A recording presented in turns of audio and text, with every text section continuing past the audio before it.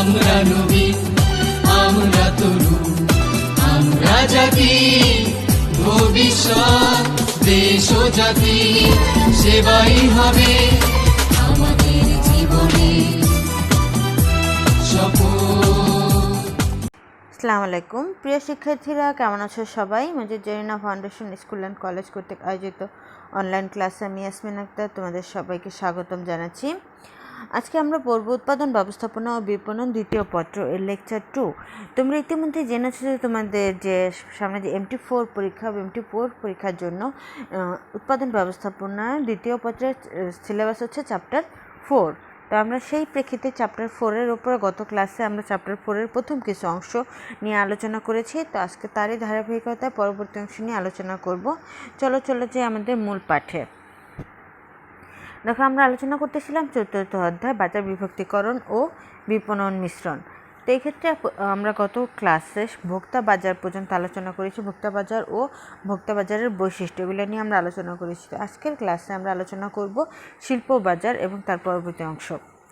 তাহলে আসলে দেখো, শিল্প বাজার বলতে কী বোঝো? দেখো, সাধারণ অর্থে যদি আমরা বলি, শিল্প বাজার হচ্ছে যে এমন একটা বাজার বা ক্রেতার সমষ্টি যেখানে কী করে হচ্ছে পণ্য বা সেবা পূর্ণ উৎপাদন কাজে ব্যবহৃত হওয়ার জন্য ক্রয় বিক্রয় করা হয় বা বিনিময় করা হয়। অর্থাৎ শিল্প বাজার হচ্ছে এমন কিছু প্রতিষ্ঠান বা ব্যক্তিবর্গের সমন্বয়ে গঠিত যারা কী করে পূর্ণ উৎপাদনের জন্য পণ্য বা সেবা ক্রয় করে বা গ্রহণ করে। দেখো, এই সম্পর্কে শিল্পবাজার সম্পর্কে Philip Kotler and Gary Armstrong বলেন, a business market comprises all the organization that buys goods or services for use in the production of other products or services that are sold, rented or supplied to others। অর্থাৎ শিল্পবাজার হচ্ছে এমন সব ক্রেতার সমন্বয়ে গঠিত যারা কী করে পণ্য বা সেবা উৎপাদন করে বিক্রয় বা ভাড়া দেওয়ার জন্য এবং তার লক্ষ্যে কী করে পণ্য বা সেবা ক্রয় করে। অর্থাৎ পণ্য বা সেবা উৎপাদনের লক্ষ্যে কী করে তারা পণ্য বা সেবা ক্রয় করে। সে সকল প্রতিষ্ঠানের সমন্বয়ে বা সংগঠনগুলোর সমন্বয়ে গঠিত হয় কি ব্যবসায় বাজার বা শিল্প বাজার। শিল্প বাজারের আরেক নাম কি বিজনেস মার্কেট বা ব্যবসায় বাজার। এক্ষেত্রে তোমাদের পরীক্ষায় যদি কোশ্চেন আসে যে ব্যবসায় বাজার কি, সেক্ষেত্রে কিন্তু তোমাদের আনসারটা কী হবে? শিল্প বাজারের সংজ্ঞাটাই হবে, কারণ কি ব্যবসা বাজার আর শিল্প বাজার একই কথা। এরপর আমরা শিল্প বাজারের বৈশিষ্ট্য দেখো, আমাদের পরবর্তী টপিক কি শিল্প বাজারের বৈশিষ্ট্য। তাহলে আমরা জানি শিল্প বাজারের প্রধান বৈশিষ্ট্য হচ্ছে কি তারা পূর্ণ বিক্রয়ের বা পূর্ণ উৎপাদনের উদ্দেশ্যে পণ্য বা সেবা ক্রয় করে। অর্থাৎ পণ্য বিক্রয় বা পণ্য উৎপাদনের উদ্দেশ্যে কী করে শিল্প বাজারে পণ্য বা সেবা ক্রয় করে থাকে। দেখো, শিল্প বাজারের গঠন। শিল্প বাজার সাধারণত পণ্য উৎপাদনকারী বিভিন্ন শিল্প প্রতিষ্ঠান শিল্প উদ্যোক্তাদের নিয়ে কী হয় গঠিত হয় বা পণ্য বিক্রেতাদের নিয়ে গঠিত হয়। এরপর সে ক্রেতার সংখ্যা। শিল্প বাজারে সাধারণত ক্রেতার সংখ্যা কম থাকে, অর্থাৎ ভোক্তা বাজারের তুলনায় শিল্প বাজারে ক্রেতার সংখ্যা কম থাকে। কারণ কি শিল্প বাজারে প্রতিষ্ঠানগুলো পণ্য বিক্রেতা প্রতিষ্ঠানগুলো কী করে পণ্য ক্রয় করে। তারপরে সে অবস্থান। শিল্প বাজার সাধারণত বিশেষ ও গুরুত্বপূর্ণ এলাকায় কেন্দ্রীভূত হয়ে থাকে, কারণ যে সকল অঞ্চলে শিল্পের সংখ্যা বেশি সে সকল অঞ্চলে সাধারণত শিল্প বাজারগুলো দেখা যায়। এরকম যদি বলি ইপিজেড অঞ্চলগুলো, দেখো ইপিজেড হচ্ছে এক্সপোর্ট প্রসেসিং জোন, যেটা মানে কি মূলত শিল্পাঞ্চল। এই ধরনের অঞ্চলগুলো কী করা হয় শিল্প বাজার বেশি দেখা যায়। বাংলাদেশে টোটাল ইপিজেডের সংখ্যা 8টি। এর মধ্যে একটি হচ্ছে কি ঢাকা এক্সপোর্ট প্রসেসিং জেড বা DEPZ। এবার আয়তন।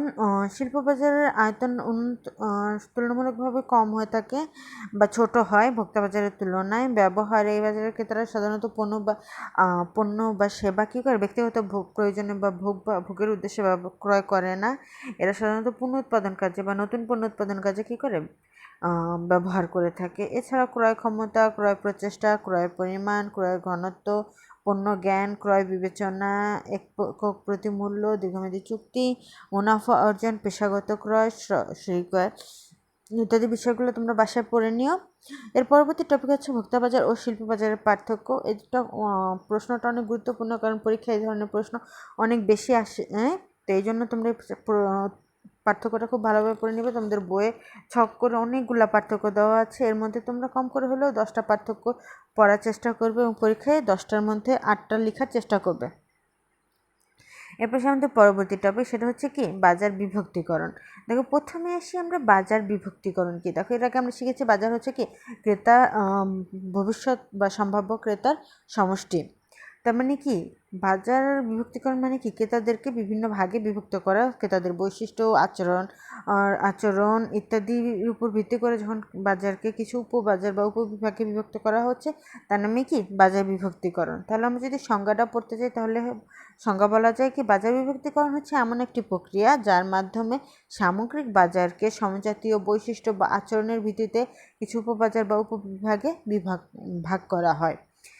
বাজার বিভক্তিকরণ সম্পর্কে Philip Kotler and Gary Armstrong বলেন, market segmentation involve dividing a market into smaller segments of buyers with distinct needs, characteristics or behavior that might require separate marketing strategies or mixes.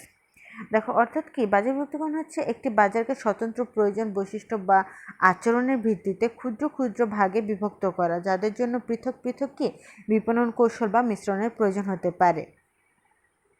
অর্থাৎ আমরা যদি বাজারকে ধরো শিল্প বাজার বা ভোক্তা বাজার দুটো যদি একই রকমভাবে বাজারজাতকরণ কার্যক্রম পরিচালনা করি, সেক্ষেত্রে কিন্তু আমরা মানে সঠিক সাফল্য বা মুনাফা অর্জন করতে পারবো না, সর্বোচ্চ মুনাফা অর্জন করতে পারবো না।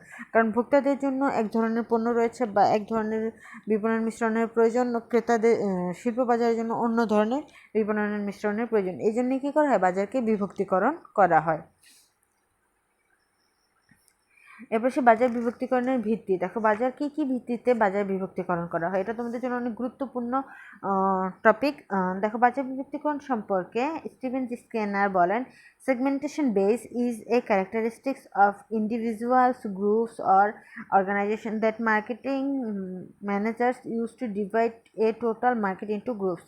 অর্থাৎ বাজার বিভক্তিকরণের ভিত্তি হচ্ছে ব্যক্তি, দল বা প্রতিষ্ঠানের বৈশিষ্ট্যসমূহ যার মাধ্যমে বিপণন ব্যবস্থাপক কী করে সমগ্র বাজারকে বিভিন্ন ভাগে ভাগ করে। দেখো আমরা এখানে একটা ছক দেখতে পাচ্ছি বাজার বিভক্তিকরণের ভিত্তির ক্ষেত্রে। দেখো ভোক্তা বাজার বিভক্তিকরণের ভিত্তি একরকম, শিল্প বাজার বা ব্যবসায় বাজারের বিভক্তিকরণের ভিত্তি কিন্তু অন্যরকম। দেখো ভোক্তা বাজার বিভক্তিকরণের ক্ষেত্রে আমরা যে সকল বিষয়ের উপর বিবেচনা করা হয় বা গুরুত্ব আরোপ করা হয় সেগুলো হচ্ছে ভৌগোলিক, জনসংখ্যা বিষয়ক, মনস্তাত্ত্বিক, আচরণ ভিত্তিক। আর শিল্প বাজার বা ব্যবসায় বাজারের ক্ষেত্রে জনসংখ্যা বিষয়ক, পরিচালনা বিষয়ক, ক্রয়ের ধরন, পরিস্থিতিগত, ব্যক্তিগত বৈশিষ্ট্য। আজকের ক্লাসে আমরা শুধুমাত্র ভোক্তা বাজার বিভক্তিকরণের ভিত্তি নিয়ে আলোচনা করব, পরবর্তী ক্লাসে আমরা শিল্প বাজার বিভক্তিকরণের ভিত্তি নিয়ে আলোচনা করব। তাহলে চলে আসি ভোক্তা বাজার বিভক্তিকরণের ভিত্তি। দেখো ভোক্তা বাজার বিভক্তিকরণের ভিত্তি হচ্ছে কি চারটি টোটাল, সেগুলো হচ্ছে ভৌগোলিক বিভক্তিকরণ, জনসংখ্যা ভিত্তিক বিভক্তিকরণ, মনস্তাত্ত্বিক বিভক্তিকরণ, আচরণিক বিভক্তিকরণ। প্রথমে আসি ভৌগোলিক বিভক্তিকরণ। অর্থাৎ বিভিন্ন ধরনের ভৌগোলিক একক বা বিশ্ব বা দেশীয় অঞ্চল, শহর, নগর, ঘনত্ব, জলবায়ু প্রভৃতির ভিত্তিতে যখন বাজার বিভক্তিকরণ করা হয় তার নামে কি ভৌগোলিক বিভক্তিকরণ। অর্থাৎ আমরা যে অঞ্চল, শহরাঞ্চল, গ্রামাঞ্চল বা পার্বত্য অঞ্চল, উপকূলীয় অঞ্চল ইত্যাদির ভিত্তিতে যখন আমরা বাজারটাকে বিভক্তিকরণ করি সেটার নামে কী হবে ভৌগোলিক বিভক্তিকরণ। দেখো ভৌগোলিক বিভক্তিকরণ আবার করা যায় টোটাল 5 ভাবে। এগুলো হচ্ছে অঞ্চল বা দেশ, প্রথমে কি বিশ্ব যখন আমরা করব বা দেশীয় অঞ্চল হিসেবে যখন বিভক্তিকরণ করা হয় তখন কি হয় এটাকে অঞ্চল বা দেশ ভিত্তিক করা হয়। যেরকম ধরো বাংলাদেশ, জাপান, চীন, ভুটান প্রভৃতি যখন দেশ হিসেবে আমরা বাজারকে বিভক্তিকরণ করছি তখন এটা কি দেশ বা অঞ্চল ভিত্তিক হয়। এক্ষেত্রে আবার দেখা যায় মহাদেশ ভিত্তিকও হতে পারে, আবার অন্যান্য দেশের ভিত্তিতে হতে পারে। যেরকম ধরো আমরা যদি আমাদের দেশের আঞ্চলিক বা খাবার, রুচি, পছন্দ, ক্রয় ক্ষমতা ইত্যাদি কথা বিবেচনা করি সেটা কিন্তু আমাদের পার্শ্ববর্তী দেশ ভারতের সাথে কিন্তু মিলবে না, কারণ ওদের রুচি বোধ, খাবার, তারপরে পছন্দ, ক্রয় ক্ষমতা কিন্তু আমাদের মতো নয়। এই জন্য কী করা হচ্ছে দেশ অঞ্চল অনুযায়ী কী হচ্ছে ভৌগোলিক বিভক্তিকরণ হচ্ছে। এরপরে সেই দেশীয় অঞ্চল। দেশীয় অঞ্চল বলতে বোঝা হচ্ছে দেশের অভ্যন্তরীণ বিভিন্ন অঞ্চলকে আলাদা আলাদা ভাগে ভাগে ভাগ করা। যেরকম ধরো পার্বত্য অঞ্চল, দ্বীপাঞ্চল, মহাসাগরীয় অঞ্চল, প্রশান্ত মহাসাগরীয় অঞ্চল ইত্যাদি। আমরা যদি বাংলাদেশের মধ্যে করতে যাই তখন আমাদের যদি আমরা দেখি যে আমাদের উপকূলীয় অঞ্চল একটা থাকে, তারপরে উত্তরাঞ্চল, দক্ষিণাঞ্চল ইত্যাদি যে বিভক্তিকরণটা করা হচ্ছে সেটা কি দেশের অভ্যন্তরে বিভিন্ন অঞ্চলকে আলাদাকরণ করা হয়েছে, সেটা হচ্ছে কি দেশীয় অঞ্চল ভিত্তিক। এরপর সেই শহর বা নগরের জনসংখ্যা। এক্ষেত্রে শহর বা নগরের জনসংখ্যার পরিমাণের ভিত্তিতে কী করে বাজারকে বিভক্তিকরণ করা হয়। এক্ষেত্রে যদি আমরা দেখি যে কোনো শহরে, যে শহরে জনসংখ্যার পরিমাণ বেশি থাকে, সে শহরে বাজারে পণ্যের পরিমাণ সাধারণত বিক্রি বেশি হয়। এই জন্য কী করা হচ্ছে, শহরকে ওইভাবে বিভক্তিকরণ করা হচ্ছে যে আমার এই এলাকায় বাজার বিভক্তিকরণ, শহরের মধ্যে এই এলাকায় জনসংখ্যার পরিমাণ বেশি, বাজার বিভক্তিকরণ বা জনসংখ্যার সংখ্যা অনুযায়ী যখন বাজার বিভক্তিকরণ করা হচ্ছে, সেটা হচ্ছে কি শহর বা নগরের জনসংখ্যা। এবার সে ঘনত্ব, জনসাধারণের ঘনত্বের উপর বাজারকে শহর, উপশহর, গ্রাম, মহল্লা প্রভৃতি ভাগে বিভক্ত করা যায়। এক্ষেত্রে কী করা হচ্ছে, ক্রেতাদের আচরণ বা ক্রেতাদের ঘনত্বের উপর কী করা হচ্ছে, বাজারটাকে বিভক্তিকরণ করা হচ্ছে। এরপর সে জলবায়ু, জলবায়ু কী করে মানুষের ক্রয় ক্ষমতা, পছন্দ, রুচিবোধ প্রভৃতির উপর বিশেষ প্রভাব ফেলে। এজন্য জলবায়ু হিসেবেও কি বাজারকে খুব সহজে বিভক্তিকরণ করা যায় এবং পণ্য বিক্রয়ের ক্ষেত্রে এই ধরনের বিভক্তিকরণ গুরুত্বপূর্ণ ভূমিকা পালন করে। যেরকম ধরো, এটা যদি আমরা কোনো দেশ বা শহরকে বাদ দিয়ে আমরা যদি বলি শীতপ্রধান দেশ, শীতপ্রধান দেশে সাধারণত শীত বস্ত্রের চাহিদা বেশি থাকে, ওই সকল অঞ্চলে কিন্তু শীত বস্ত্রের বিক্রয় বেশি হবে। আবার যেগুলো হচ্ছে কি গরম প্রধান দেশ, এই ধরনের দেশে কিন্তু শীত বস্ত্রের চাহিদা তত বেশি থাকবে না, কারণ এখানে কি হয়, শীতের পরিমাণ কম থাকে, এখানে কি গরমের দিনের পোশাকের কি চাহিদা বেশি থাকবে। এই জন্য জলবায়ুর ভিত্তিতেও যখন বিভিন্ন ভাগে ভাগ করা, যেগুলো হচ্ছে কি মৌসুমী, শীতপ্রধান, নাতিশীতোষ্ণ, উষ্ণমণ্ডলীয়, মণ্ডলীয়, ভূমধ্যসাগরীয় প্রভৃতি ভাগে কী করা যাচ্ছে, ভাগ করা যাচ্ছে। এরপর আসি জনসংখ্যা বিষয়ক। দেখো, জনসংখ্যা বিষয়ক বিভক্তিকরণ হচ্ছে, বিভক্তিকরণের মধ্যে টোটাল অনেকগুলা বিষয় এখানে কি করা যায়, প্রভাব বিস্তার করে। কিন্তু এখানে হচ্ছে কি আমরা কয়েকটা বিষয় নিয়ে আলোচনা করবো। সেক্ষেত্রে হচ্ছে কি বয়স। দেখো, জনসংখ্যা, একজন মানুষের বয়স, এক এক বয়সে এক এক ধরনের চাহিদা থাকে। সেক্ষেত্রে ক্রেতাদেরকে যদি তাদের বয়স অনুযায়ী বিভক্তিকরণ করা হয়, সেটা হচ্ছে কি জনসংখ্যাগত বিভক্তিকরণ। এছাড়া আছে লিঙ্গ, পারিবারিক আয়তন, পরিবারের জীবনচক্র, আয়, পেশা, শিক্ষা, ধর্ম, বর্ণ, প্রজন্ম, জাতীয়তা ইত্যাদি বিষয় বিবেচনা করে কী করা হয়, জনসংখ্যা ভিত্তিক বিভক্তিকরণগুলো করা হয়। এরপর আসছে মনস্তাত্ত্বিক বিভক্তিকরণ। দেখো, মনস্তাত্ত্বিক বিভক্তিকরণের ভিত্তি বা মনস্তাত্ত্বিক বৈশিষ্ট্যের ভিত্তিতে, যেরকম সামাজিক শ্রেণী, জীবন ধাঁচ, ব্যক্তিত্ব, মূল্যবোধ প্রভৃতির ভিত্তি থেকে বাজারকে বিভক্তিকরণ করা হলে তাকে কী বলে, মনস্তাত্ত্বিক বিভক্তিকরণ। দেখো, মনস্তাত্ত্বিক বিভক্তিকরণের ক্ষেত্রে যে সকল বৈশিষ্ট্যগুলো বা ভিত্তিগুলো রয়েছে, এগুলো হচ্ছে কি সামাজিক শ্রেণী। দেখো, আমাদের সমাজে কিন্তু একটা শ্রেণী রয়েছে, এটা হচ্ছে উচ্চবিত্ত, মধ্যবিত্ত, নিম্ন মধ্যবিত্ত, উচ্চ মধ্যবিত্ত, বিভিন্ন ভাগে ভাগ করা হয়েছে, যাতে কী করে ক্রয় ক্ষমতা বা ক্রয়ের ধরন বিভিন্ন রকমের হয়। তো এসব ভিত্তিতে কী করা হচ্ছে, বাজারকে বিভক্তিকরণ করা যায়, যেক্ষেত্রে কী করা হচ্ছে, ক্রেতাদের পছন্দ, রুচির ওপর কী হয়, বিশেষ গুরুত্ব আরোপ করা যায়। এবার সেই জীবনধাঁচ বা লাইফস্টাইল, প্রত্যেকটা ব্যক্তি বা প্রত্যেক মানুষের মনের মতো করে কী করে তার জীবনযাপন পরিচালনা করতে হয়। তাদের প্রত্যেকের একটা স্বতন্ত্র লাইফস্টাইল রয়েছে, তাদের প্রত্যেকেই কী চায়, তাদের নিজস্ব একটা ব্যক্তিত্ব বা লাইফস্টাইলকেও ধরে রাখতে। সেক্ষেত্রে কিন্তু একটা নির্দিষ্ট এলাকার লাইফস্টাইল কিন্তু একই রকম থাকে। তো এগুলোর উপর গুরুত্ব আরোপ করে যখন বিভক্তিকরণ করা হচ্ছে, সেটা হচ্ছে কি মনস্তাত্ত্বিক বিভক্তিকরণ। এরপরে সে পার্সোনালিটি বা ব্যক্তিত্ব। ব্যক্তিত্ব বলতে কোনো ব্যক্তির গুণাবলী সমষ্টিকে বোঝায়। তো এক্ষেত্রে কোনো ব্যক্তির গুণাবলী বা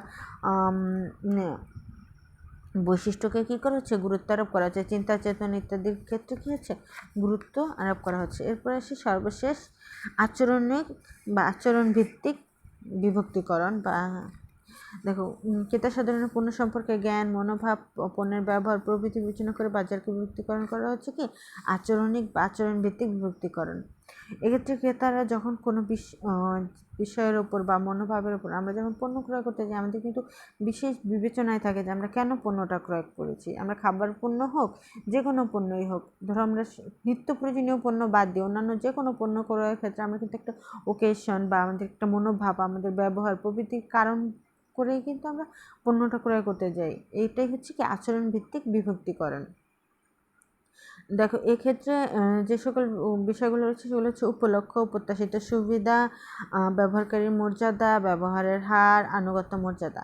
দেখো, একজন ক্রেতা পণ্য ক্রয়ের পূর্বে তার কি বিশেষ মনোভাব থাকে যে এই পণ্যটা ক্রয় থেকে আমি কী কী সুবিধা যাচ্ছি, বা আমি কেন পণ্যটা ক্রয় করছি, এই পণ্যটা আমি কোথায় ব্যবহার করব, বা আমি কী কাজে ব্যবহার করব, এই সকল বিষয়গুলোই বিবেচনা করে এগুলি কি আচরণ ভিত্তিক বিভক্তিকরণ।